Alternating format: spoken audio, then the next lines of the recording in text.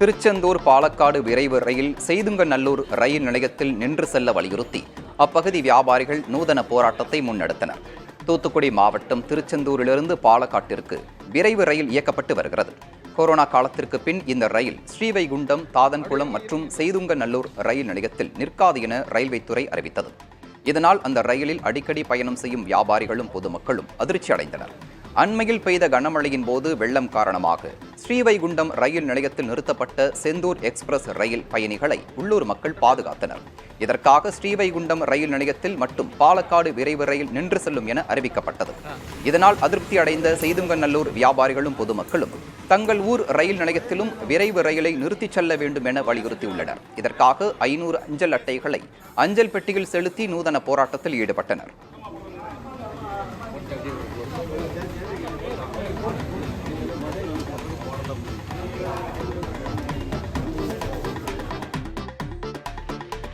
நீலகிரி மாவட்டம் கோத்தகிரி கண்ணேரிமுக்கு பகுதியில் 88 லட்சம் ரூபாய் மதிப்பீட்டில் அமைக்கப்பட்ட புதிய பூங்காவை அமைச்சர்கள் MRK பன்னீர்செல்வம், ராமச்சந்திரன் ஆகியோர் திறந்து வைத்தனர். மாவட்டத்தின் முதல் ஆட்சியரும் நவீன நீலகிரியை உருவாக்கியவருமான ஜான் சல்லீவன் பெயரில் 4.08 ஹெக்டேர் பரப்பளவில் புதிய பூங்கா அமைக்கப்பட்டுள்ளது. பல்வேறு பூச்செடிகள், அலங்கார மரங்கள், குழந்தைகள் விளையாடும் பகுதி, புல்வெளிகள் என காண்போரை கவரும் வகையில் பூங்கா அமைக்கப்பட்டுள்ளது.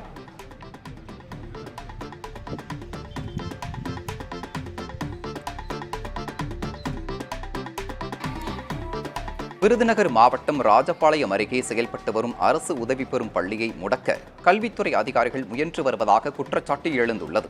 முத்துசாமிபுரத்தில் 100 ஆண்டுகளுக்கு மேலாக இயங்கி வரும் அரசு உதவி பெறும் பள்ளியில் கடந்த 3 மாதங்களாக சத்துணவு வழங்காமலும் ஆசிரியர்கள் இன்றியும் மாணவர்கள் தவித்து வருகின்றனர். இந்த பகுதியில் கூலி தொழில் செய்யும் பெரும்பாலான மக்கள் தங்கள் குழந்தைகளை வெகு தூரம் அனுப்பி படிக்க வைக்க முடியாத நிலையில் உள்ளனர். இதுகுறித்து மாவட்ட ஆட்சியர் ஜெயசீலனிடம் கேட்டபோது பள்ளியை தொடர்ந்து நடத்த பள்ளி நிர்வாகத்தினர் விருப்பம் தெரிவிப்பதால் மீண்டும் ஆய்வு செய்து நடவடிக்கை எடுக்கப்படும் என தெரிவித்தார்.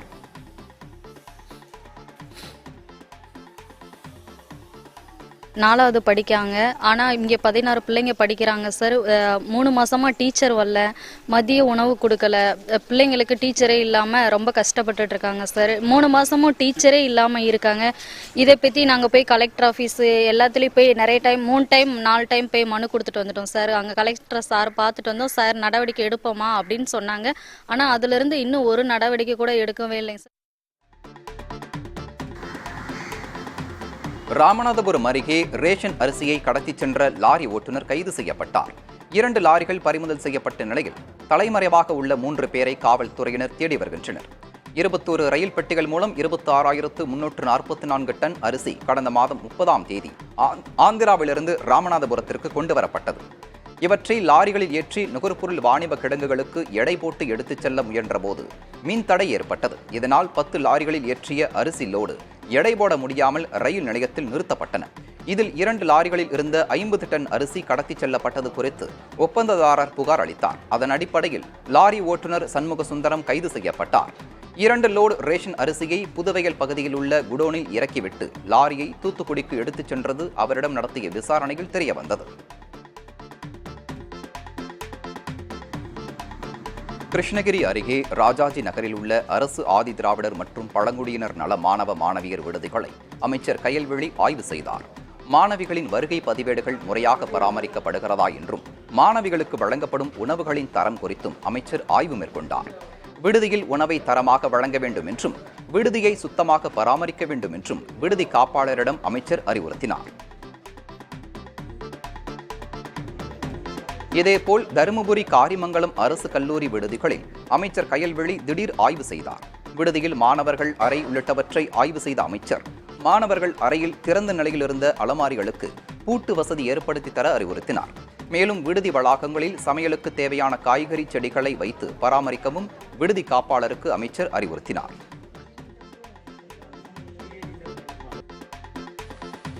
திருப்பூர் மாவட்டம் காங்கேயத்தில் 7க்கும் மேற்பட்ட வீடுகளில் பூட்டை உடைத்து கொள்ளையில் ஈடுபட்ட கும்பலை காவல்துறையினர் தேடி வருகின்றனர். பாரதியார் நகரில் கண்ணன் என்பவரது வீட்டின் பூட்டை உடைத்து 26 சவரன் நகைகள், 2 லட்சம் ரூபாய் ரொக்கம் உள்ளிட்டவை கொள்ளையடிக்கப்பட்டுள்ளது. இதேபோல் சக்தி நகரில் திவ்யா என்பவர் வீட்டில் 1 லட்சம் ரூபாய் ரொக்கம், 1 பவுன் நகை கொள்ளையடிக்கப்பட்டுள்ளது. பாரதியார் நகரில் சாலமன், செல்வி ஆகியோர் வீடுகளிலும் சக்தி நகரில் நாட்ராயன், பிரபாவதி, திருநாவுக்கரசு ஆகியோர் வீடுகளிலும் பூட்டு உடைக்கப்பட்டு கொள்ளை நடந்துள்ளது. தகவல் அறிந்த 2 காவலர்கள் நேரில் வந்தபோது முகமூடி அணிந்த 6 கொள்ளையர்கள் கடப்பாறையை காவலர்கள் மீது வீசி தப்பியதாக கூறப்படுகிறது.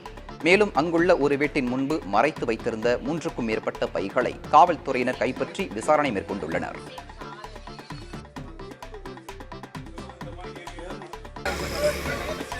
ஈரோடு மாவட்டம் பெரியவலசு பகுதியில் 72 வயது தாயை பூட்டால் அடித்து கொன்ற மகன் கைது செய்யப்பட்டார். விசைத்தறி ஊழியரான ஆனந்தன் தனது ஊதியத்தை தாயிடம் கொடுத்து வந்ததால் இஎம்ஐ கட்டுவதற்காக பணம் கேட்டுள்ளார். ஆனால் தாய் பணம் தர மறுத்ததாக அவரை அடித்துள்ளார். தாய் உயிரிழந்த நிலையில் எதுவும் தெரியாதது போல் காவல் நிலையத்தில் புகார் அளித்துள்ளார். விசாரணைக்கு பின் ஆனந்தன் கைது செய்யப்பட்டார்.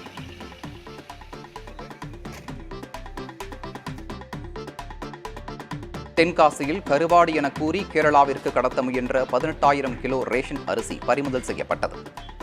தென்காசி அருகே ஆசாத் நகர் பகுதியில் குற்றாலம் காவல்துறையினர் வாகன சோதனையில் ஈடுபட்டனர். அப்போது கேரளா நோக்கி சென்று லாரியை தடுத்து காவல்துறையினர் விசாரித்தபோது கருவாடி ஏற்றிச் செல்வதாக கூறியுள்ளனர். ஓட்டுநரின் நடவடிக்கைகளால் சந்தேகமடைந்த காவல்துறையினர் லாரியை சோதனை செய்ததில் ரேஷன் அரிசி இருப்பது தெரியவந்தது. இதுகுறித்து உணவு கடத்தல் தடுப்பு பிரிவு அதிகாரிகளுக்கு தகவல் கொடுத்தனர். இதைத் தொடர்ந்து உணவு கடத்தல் தடுப்பு பிரிவு அதிகாரிகள் லாரியில் இருந்த 18,000 கிலோ ரேஷன் அரிசியை பறிமுதல் செய்தனர். இது தொடர்பாக குற்றாலம் காவல்துறையினர் வழக்கு பதிவு செய்து லாரியின் ஓட்டுநரை கைது செய்தனர்.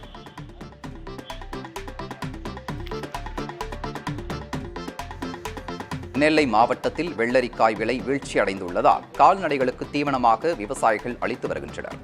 ராதாபுரம், வள்ளியூர், பணக்குடி உள்ளிட்ட சுற்றுவட்டார பகுதிகளில் சொட்டுநீர் பாசனம் மூலம் வெள்ளரிக்காய் அதிக அளவில் சாகுபடி செய்யப்பட்டு வருகிறது. காவல் கிணறு தினசரி சந்தையில் வெள்ளரிக்காய் வரத்து அதிகரித்துள்ளதால் விலை வீழ்ச்சியடைந்துள்ளது. 1 கிலோ வெள்ளரிக்காய் 25 ரூபாய் வரை விற்கப்பட்ட நிலையில் தற்போது கிலோ 6 ரூபாய்க்கு விற்பனை செய்யப்படுவதால் விவசாயிகள் கவலையடைந்துள்ளனர்.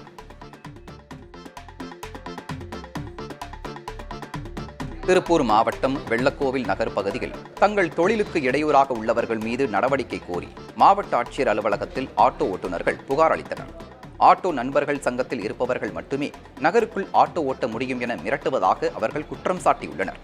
அந்த சங்கத்தில் சேர்வதற்கு 1.5 லட்சம் ரூபாய் கேட்பதால் அவ்வளவு பணம் கொடுக்க முடியாத நபர்கள் என்ன செய்வது என்றும் மனு அளித்துள்ள ஆட்டோ ஓட்டுநர்கள் வினவியுள்ளனர்.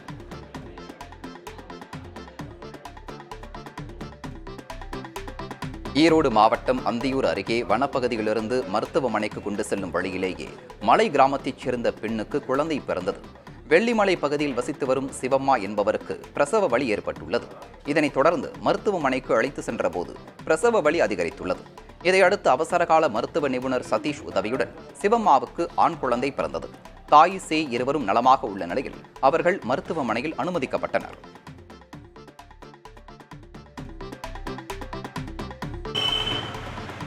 பிரசித்தி பெற்ற சிவாலயங்களில் ஒன்றான நெல்லையப்பர் கோயிலில் ஆவணி மூல திருவிழா கொடியேற்றத்துடன் தொடங்கியது. ஆவணி மூல திருவிழாவை முன்னிட்டு சுவாமி அம்பாளுக்கு சிறப்பு பூஜைகள் செய்யப்பட்டன. தொடர்ந்து கொடிப்பட்டம் பல்லக்கில் திருவீதி உலா எடுத்து வரப்பட்டு சின்னதங்க கொடிமரத்தில் ஏற்றப்பட்டது. கொடிமரத்திற்கு பால், தயிர், இளநீர், மஞ்சள் உள்ளிட்ட 16 வகை அபிஷேக திரவியங்கள் கொண்டு சிறப்பு அபிஷேகம் நடைபெற்றது. திரளான பக்தர்கள் கலந்து கொண்டு சுவாமி தரிசனம் செய்தனர்.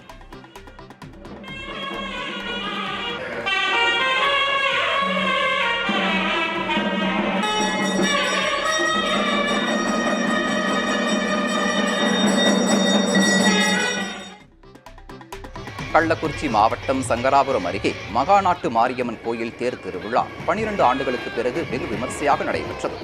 முன்னதாக அம்மனுக்கு பால், தயிர், இளநீர், பன்னீர், தேன் உட்பட 16 வகையான நறுமண பொருட்களை கொண்டு அபிஷேகம் செய்யப்பட்டது. தேர் திருவிழாவில் திரளான பக்தர்கள் கலந்து கொண்டு இறைவனை வழிபட்டனர்.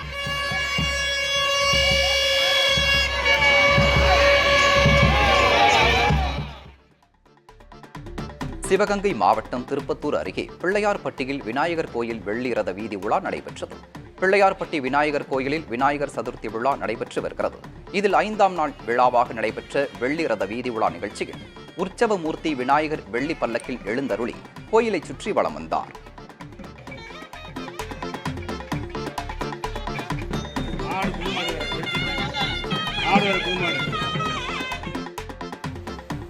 திருச்செந்தூரில் 2வது நாளாக 60 அடி வரை கடல் உள்வாங்கியது. 2ஆம் படை வீடாக விளங்கும் திருச்செந்தூர் முருகன் கோயிலில் அமாவாசை பௌர்ணமி தினங்களில் கடல் உள்வாங்கி காணப்படுவது வழக்கம். இந்த நிலையில் கடற்கரையில் நாழிக்கிணறு பகுதியிலிருந்து ஐயாக்கோவில் கடல் உள்வாங்கி காணப்படுகிறது.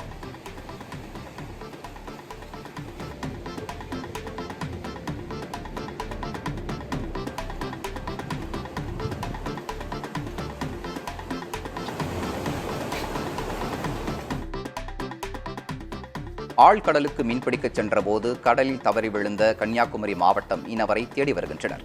குளச்சல் பகுதியைச் சேர்ந்த மரிய ஹென்றி என்ற மீனவர் கேரளாவில் உள்ள துறைமுகத்தில் இருந்து மீன்பிடிக்க சென்றுள்ளார். இந்நிலையில் கடந்த 31ஆம் தேதி மீன்பிடிக்கும் போது மரிய ஹென்றி கடலில் தவறி விழுந்துள்ளார். சக மீனவர்கள் தேடியும் கிடைக்காத நிலையில் கேரள கடலோர காவல் படையினர் அவரை தேடி வருகின்றனர். கள்ளக்குறிச்சி மாவட்டம் உளுந்தூர்பேட்டையில் நிற்காமல் சென்ற அரசு பேருந்தை மாணவர்கள் கல்லெறிந்து சேதப்படுத்தியுள்ளனர். கடலூர் மாவட்டம் கன்னியாகுப்பத்திலிருந்து ஏராளமான பயணிகளுடன் உளுந்தூர்பேட்டை நோக்கி சென்ற அரசு பேருந்து காட்டுநெமிலி கிராமத்தில் நிற்காமல் சென்றதாக கூறப்படுகிறது. பேருந்துக்காக நீண்ட நேரமாக மாணவர்கள் காத்திருந்த நிலையில் அந்த பேருந்து நிறுத்தத்தில் நிற்காமல் சென்றதால் ஆத்திரமடைந்தனர். இதனால் பேருந்து மீது கல்லெறிந்தனர். இதில் பேருந்தின் பின்பக்க கண்ணாடி உடைந்ததோடு பின்பக்க இருக்கையில் அமர்ந்திருந்த பயணிக்கு காயம் ஏற்பட்டது. இது தொடர்பாக பேருந்து ஓட்டுநர் அளித்த புகாரின் பேரில் சம்பவ இடத்திற்கு வந்த காவல்துறையினருடன் மாணவர்களின் பெற்றோர் வாக்குவாதத்தில் ஈடுபட்டனர். தினந்தோறும் பேருந்துகள் நிற்காமல் செல்வதால் மாணவ மாணவிகள் குறித்த நேரத்தில் பள்ளிக்கு செல்ல முடியாத நிலை இருப்பதாக பெற்றோர் குற்றம் சாட்டினர். சிவகங்கை மாவட்டம் மானாமதுரை அருகே 17 வயது சிறுவன் சந்தேகத்திற்குரிய வகையில் கொலை செய்யப்பட்டது குறித்து காவல்துறையினர் விசாரித்து வருகின்றனர். கீழப்பசலை கிராமத்தைச் சேர்ந்தவர் பிரவீன். கோவையிலிருந்து மானாமதுரை வந்த இவர் தனது நண்பர்களுடன் கீழப்பசலைக்கு இருசக்கர வாகனத்தில் சென்றுள்ளார். அப்போது அடையாளம் தெரியாத நபர்கள் சிலர் அவர்களை வழிமறித்து தாக்க முயன்றுள்ளனர். நண்பர்கள் 3 பேரும் தப்பிச் சென்ற நிலையில் பிரவீன் மட்டும் அவர்களிடம் மாட்டிக்கொண்டதாக கூறப்படுகிறது. பின்னர் தீயனூர் கண்மாயிலிருந்து பிரவீன் சடலமாக கண்டெடுக்கப்பட்டார். காவல்துறை விசாரணையில் இது கொலை என தெரிய வந்தது. உரிய நடவடிக்கை எடுக்க கோரி உயிரிழந்தவரின் உறவினர்கள் மற்றும் பொதுமக்கள் மறியலில் ஈடுபட்டனர். சிறுவன் கொலை செய்யப்பட்டது தொடர்பாக தனிப்படை மூலம் காவல்துறையினர் விசாரித்து வருகின்றனர்.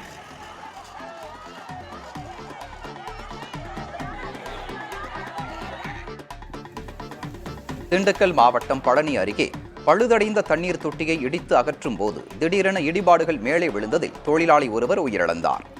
கணக்கம்பட்டியில் ஊராட்சிக்கு சொந்தமான பழுதடைந்த குடிநீர் தொட்டியை இடித்து அகற்றும் பணி நடைபெற்றது. தொழிலாளர்கள் குணசேகரன், வடிவேல், சீனிவாசன் உள்ளிட்டோர் தண்ணீர் தொட்டியை இடித்து அகற்றும் பணியில் ஈடுபட்டனர்.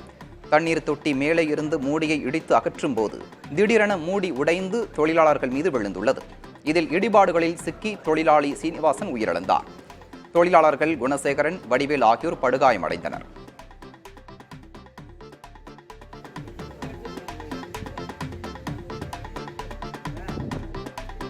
விருதுநகர் மாவட்டம் சிவகாசியில் புதுப்பிக்கப்பட்ட காதி பவன் விற்பனை நிலையத்தை காதி மற்றும் கிராம தொழில்கள் ஆணையத்தின் தலைவர் மனோஜ்குமார் திறந்து வைத்தார். அப்போது அவருக்கு பூரண கும்ப மரியாதை அளிக்கப்பட்டது. இதனைத் தொடர்ந்து விற்பனை நிலையத்தின் பட்டு புடவை, சேலை உள்ளிட்ட பிரிவுகளை ஆய்வு செய்தார். இதையடுத்து அங்கு பணியாற்றும் பெண்களிடம் பணிகள் செய்வது குறித்து கேட்டறிந்தார்.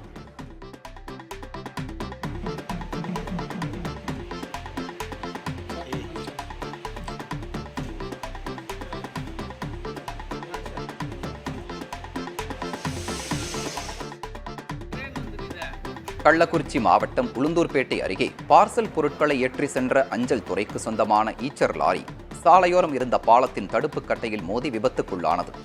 இதனால் அப்பகுதியில் போக்குவரத்து பாதிக்கப்பட்டது. பார்சல் பொருட்களுடன் சென்னையிலிருந்து திருச்சி நோக்கி லாரி சென்றது. மேட்டாத்தூர் அருகே லாரியின் பின்பக்க அச்சு உடைந்ததால் ஓட்டுநரின் கட்டுப்பாட்டை இழந்து தடுப்புச் சுவரில் மோதியுள்ளது. இதில் ஓட்டுநர் யாகத் அலி படுகாயமடைந்தார். லாரியின் டயர்கள் மற்றும் பின்பக்க கதவுகள் சாலையில் சிதறி கிடந்தன. மாற்று வாகனம் மூலம் பார்சல் பொருட்கள் அனுப்பி வைக்கப்பட்ட நிலையில் விபத்தில் சிக்கிய லாரி ராட்சத கிரேன் மூலம் மீட்கப்பட்டது.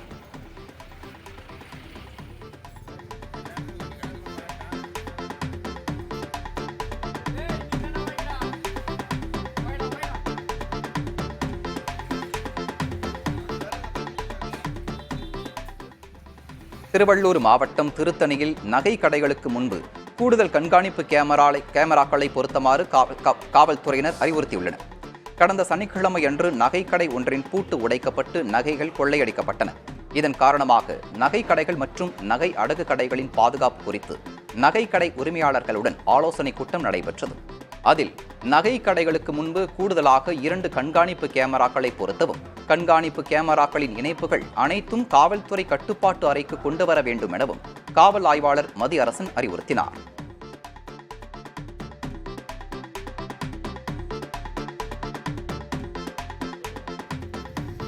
தேனி மாவட்டம் கடமலைக்குண்டு அருகே ஐயனார் கோவிலில் நடந்த கொள்ளை சம்பவம் பக்தர்கள் மத்தியில் அதிர்ச்சியை ஏற்படுத்தியிருக்கிறது.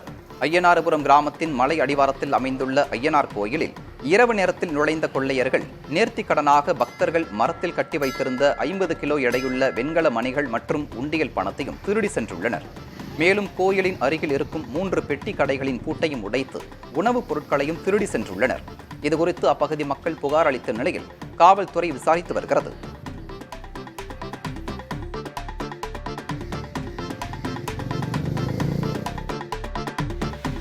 சேலம் மாவட்டம் தாரமங்கலம் அருகே புதிய அருவியில் மக்கள் பாதுகாப்பாக குளிக்க நடவடிக்கை எடுக்க கோரிக்கை எழுந்துள்ளது. அணைமேடு பகுதியில் உள்ள தடுப்பணை கெட்டி முதலி மன்னர் காலத்தில் கட்டப்பட்டது. 100 ஏரிகள் இணைப்பு திட்டத்தின் கீழ் இந்த தடுப்பணைக்கு நீர் வருவதுடன் மழை வெள்ளம் பெருக்கெடுப்பதால் முழுவதும் நிரம்பி அருவியாக வழிந்தோடுகிறது. சுற்றுவட்டார இளைஞர்கள் ஆபத்தை உணராமல் புதிய அருவியில் குளிக்க முற்படுகின்றனர். இதனால் இந்த அருவிக்கு செல்ல பாதுகாப்பு ஏற்பாடுகளை செய்து தருமாறு கோரிக்கை எழுந்துள்ளது. இதுகுறித்து பொதுப்பணித்துறை அதிகாரிகளிடம் கேட்டபோது இதற்கென நிதி கிடையாது என கூறினார்.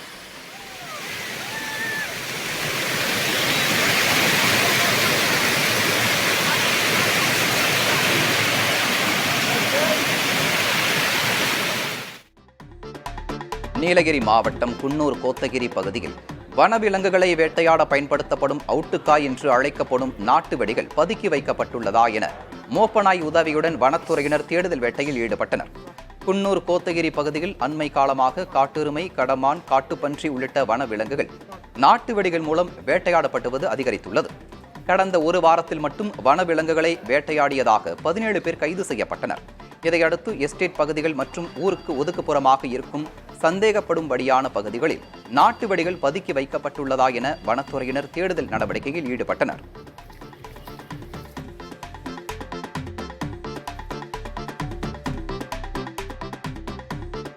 திருப்பத்தூர் மாவட்டம் வாணியம்பாடி அருகே அறுவடைக்கு தயாராக இருந்த 15 ஏக்கர் மக்காச்சோள பயிர்களை காட்டுப்பன்றிகள் சேதப்படுத்தி சென்றன. உரிய இழப்பீடு வழங்க கோரி பாதிக்கப்பட்ட விவசாயி கோரிக்கை விடுத்துள்ளார். நீலிக்கொல்லை பகுதியைச் சேர்ந்த சக்திவேல் என்பவர் குத்தகை நிலத்தில் மக்காச்சோளம் பயிரிட்டிருந்தார். இந்நிலையில் 2 லட்சம் ரூபாய் வரை இழப்பீடு ஏற்பட்டுள்ளதாக அவர் வேதனை தெரிவித்துள்ளார்.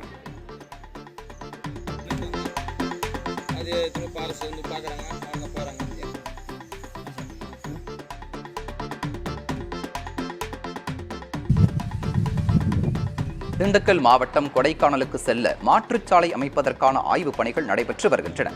பெருமாள் மலையிலிருந்து வெள்ளி அருவி வழியாக கொடைக்கானலுக்கு செல்ல ஒரே ஒரு சாலை மட்டும் உள்ளதால் தொடர் விடுமுறை நாட்களில் கூட்ட நெரிசலால் சுற்றுலா பயணிகள் அவதிக்குள்ளாகி இதனை கருத்தில் கொண்டு வில்பட்டி கிராமம் வழியாக மாற்றுச்சாலை அமைப்பதற்கான ஆய்வுப் பணிகள் மும்முரமாக நடைபெற்று வருகின்றன. அதன்படி புலியூர் சாலை, அண்ணாநகர் சாலை என மண் சாலைகளில் பாதுகாப்பான ஒன்றை தேர்ந்தெடுத்து பெருமாள் மலையை இணைக்கும் பணிகள் விரைவில் தொடங்கும் என அதிகாரிகள் கூறுகின்றனர்.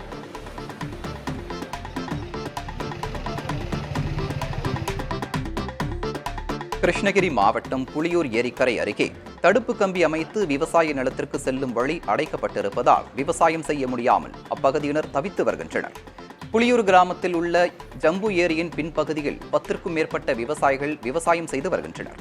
ஏரி கரையோரம் பாதுகாப்பு ஏற்படுத்த நெடுஞ்சாலைத்துறையினர் தடுப்பு கம்பிகளை அமைத்துள்ளனர். இதனால் விவசாய நிலத்திற்கு செல்லக்கூடிய பாதை அடைக்கப்பட்டதால் அனுமதியின்றி கம்பிகளை விவசாயிகளே அகற்றியுள்ளனர். இதனை அறிந்த நெடுஞ்சாலைத்துறையினர் கழற்றப்பட்ட தடுப்பு கம்பிகளை மீண்டும் மாட்டிவிட்டு சென்றுள்ளனர். இதுகுறித்து நெடுஞ்சாலைத்துறை அதிகாரியிடம் கேட்டபோது விவசாயிகள் முறையாக மனு அளிப்பதன் மூலம் வழி ஏற்படுத்தி தருவதாக தெரிவித்தார். திருச்செந்தூரில் 2வது நாளாக 60 அடி வரை கடல் உள்வாங்கியது. 2ஆம் படை வீடாக விளங்கும் திருச்செந்தூர் முருகன் கோயிலில் அமாவாசை, பௌர்ணமி தினங்களில் கடல் உள்வாங்கி காணப்படுவது வழக்கம். இந்த நிலையில் கடற்கரையில் நாழைக்கிணறு பகுதியிலிருந்து ஐயாக்கோவில் கடல் உள்வாங்கி காணப்படுகிறது.